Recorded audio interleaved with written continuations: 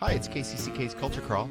I'm Dennis Green, and my guests today are with MusicIC, which is a chamber music and writing festival, which is in its 16th year in Iowa City. Tricia Park is the co-founder of that, used to be an Iowa City resident, now out of Chicago, author, violinist, podcaster. You revealed a couple of minutes ago that you're in the final stages of your PhD work, so yay.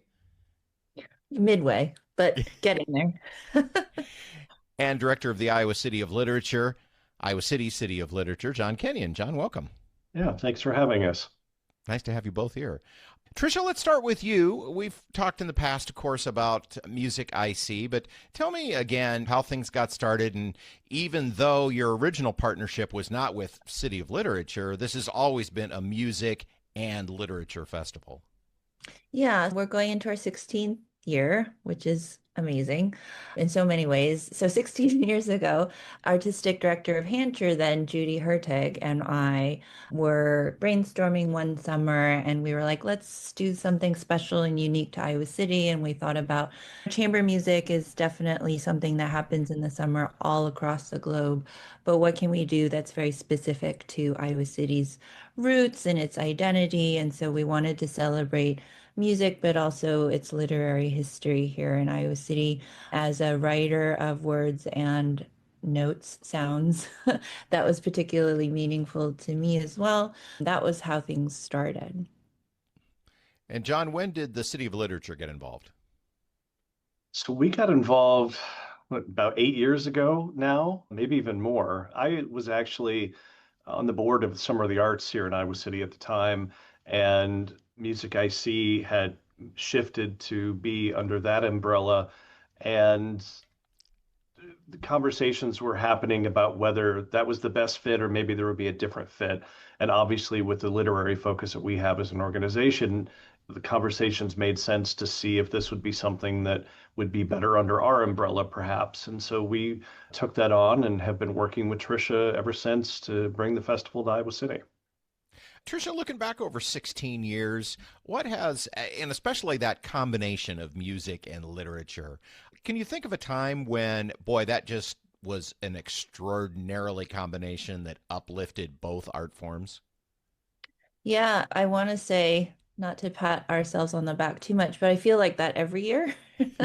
But some highlights were, especially in 2018, we did a special presentation of a chamber music version of Dark Side of the Moon, Pink Floyd's album, which was so unique for its musical kind of cross-genre interpretive insights, but also possibilities. But also we collaborated with a lot of extraordinary writers in town and commissioned new writing from them: Tamika Cage Conley, Daniel Kalachi, Nick Temlow, Jan Weissmuller, Rachel Yoder. So we were able to really celebrate on both sides of the continuum, music and literature there. This year, we're again celebrating place with the Black Angel, which I know we'll get into, the Black Angel statue, but also two pieces that are inspired by this kind of image. So I feel like every season has been unique and different for its own possibilities, but their own kind of ethos.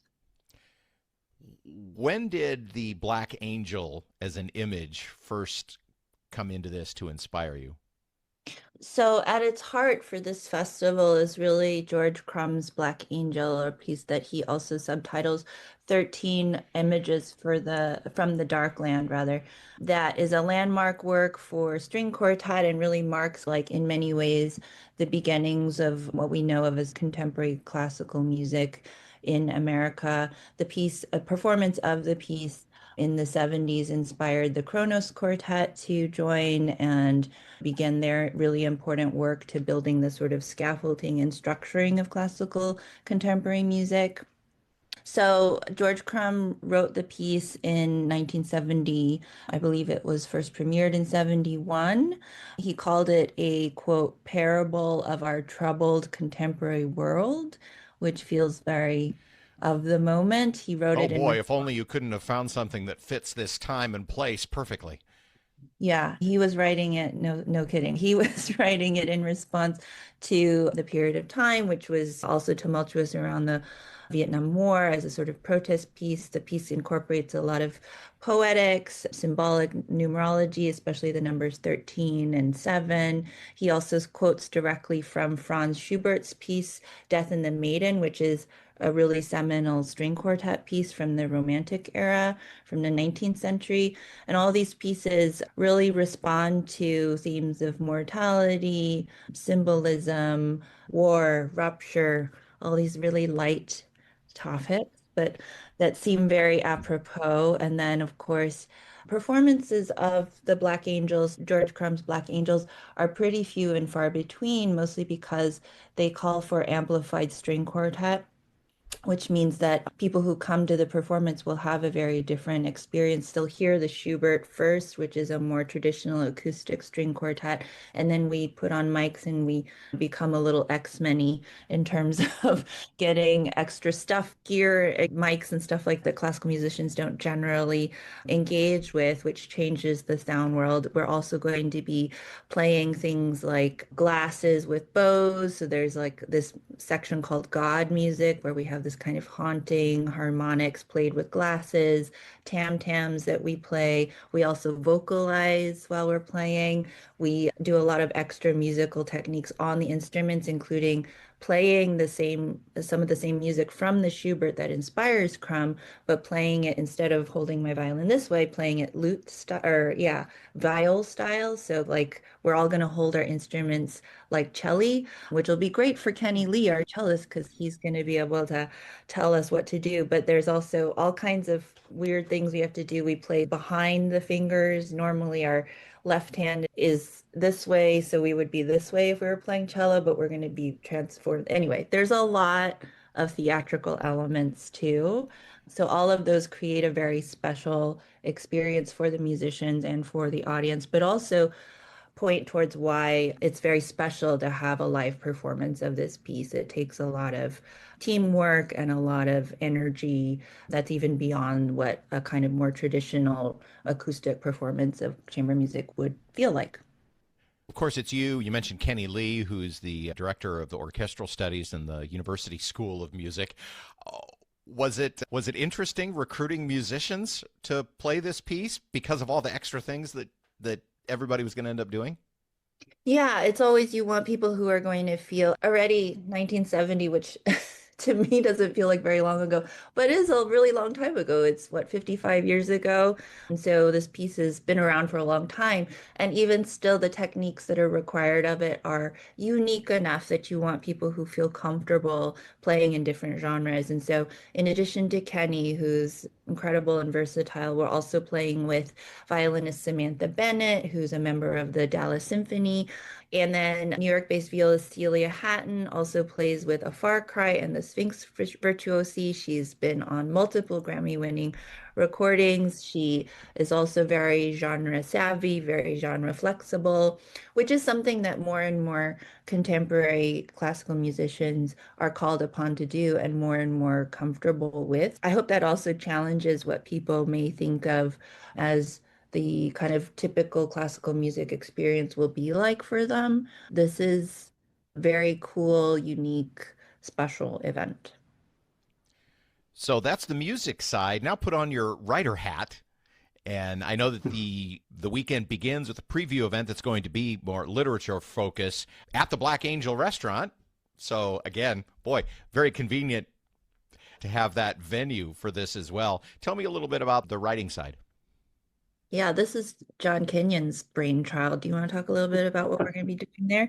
Sure. The idea is, and it's similar to what we've done in the past with some of our festivals, as Tricia had mentioned with the Dark Side of the Moon, for example, where we had writers responding to some of the themes in that piece and then reading them. We did something similar here, and we actually worked with Porchlight Literary Center here in town as another partner of ours to hold a writing workshop. And Tricia spoke at that, and Jenny Colville, who runs that, helped to run the workshop. And so we asked writers to listen to these pieces and to respond to them and some of the themes that are found in those pieces and some of the motivations for the composers to put those pieces together.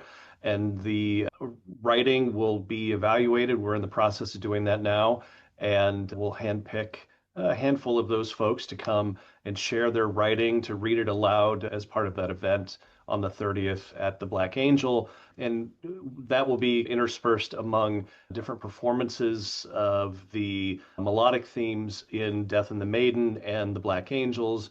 And we're also looking at potentially incorporating some perhaps jazz improvisation with that as well. April 30th is also International Jazz Day. So we're trying to loop in everything we can and really fully explore the themes of these pieces and to give people a better understanding of how one element of one composition can be an inspiration or incorporated into another, and then how other artists in this form, writers, are going to respond to that work, and maybe how a jazz musician will respond to all of that in an improvisatory manner. So a lot of different little moving parts, and we think it's going to be a fun event there on the 30th of the Black Angel. You mentioned that the writing is in response to the musical pieces, of course, but you've also got the Iowa City Black Angel image hanging out there. Do you expect, or are you seeing some of the submissions incorporating that aspect into this too? There is a little element of that, and the larger themes of the Crumb piece in particular, dealing with kind of death and war and destruction, and obviously the Black Angel is associated with many of those things. The Black Angel statue, rather, being in Oakland Cemetery, and the fact that it's associated with death and with grieving. And so all of these things weave together, and obviously some darker themes, but they seem to resonate both in Crumb's time and in ours. And if I can go ahead. Sorry, I just wanted to add one thing to everything John said. I think also we are really interested in thinking about death not just as a kind of ending, but as a transformative moment. And so that too is where I think the kind of image of the statue, this kind of foundational landmark object that stays constant throughout generations. What does it observe in its time there, that it's in its permanence? We've talked about how a lot of this festival is dealing with themes of death and darkness and transition. So, of course, you've also got a children's concert. A little bit of a change of pace, which is going to be on the Saturday of the festival. Tell me how you're going to approach that with the overarching themes being not the first thing we'd think about as being the focus of a children's concert. Yeah, I actually just spoke with Casey Maynard at ICPL this morning, and we are very excited, partly because Casey's brother wrote his dissertation on George Crumb's Black Angels. So that's a really another unexpected connection with somebody who has a great deal of expertise in the piece. But we are going to imagine this as a sort of mini performance for families, young and old alike. And the family concert is very often the highlight of our festivals. And so we'll have mostly a focus on, again, how does Crumb versus Schubert use the instruments differently, introducing the instruments to kids and their families. One of the really special things about Iowa City is that kids are given so many opportunities that they are very savvy listeners. So they traditionally have a lot of music understanding already when they come to these performances, but we ask them if anybody plays the violin, we'll introduce them to all of the instruments in the string quartet, the violin, the viola, and the cello. We will play excerpts from both Schubert and the Black Angels, and I think they'll especially get a kick out of seeing us play the instruments in different ways. There's a whole section of the Crumb that sounds like insects, so we're going to ask them, we're not going to tell them that's what he's thinking, but ask them to put their imagination caps on and what kind of moods or images come up when we play different kinds of sounds, and then invite them to come meet us more up close and maybe see the instruments up close, have a little bit of an informal instrument petting experience afterwards. So that's what we'll be doing at 10:30 on May 2nd at the public library. Mom, she's holding her violin wrong. Exactly. And you told me I couldn't do that. MusicIC Festival runs April 30th through May 2nd in Iowa City. John, how do we get tickets or get to the events? You don't need tickets. Everything is free, but you can come out. The best way to find out about the festival is to visit MusicIC.org. So it's just the word music and then IC.org. You can also get through the City of Literature's website, which is iowacityoFliterature.org. And the festival events Thursday, April 30th at 7:30 p.m. at the Black Angel Restaurant in Iowa City, down on Iowa Avenue, just east of downtown. Friday, May 1st at the Masonic Building, which is on College Street. It's about a half a block from the Iowa City Public Library. Big brick building with a beautiful auditorium inside where we'll be performing.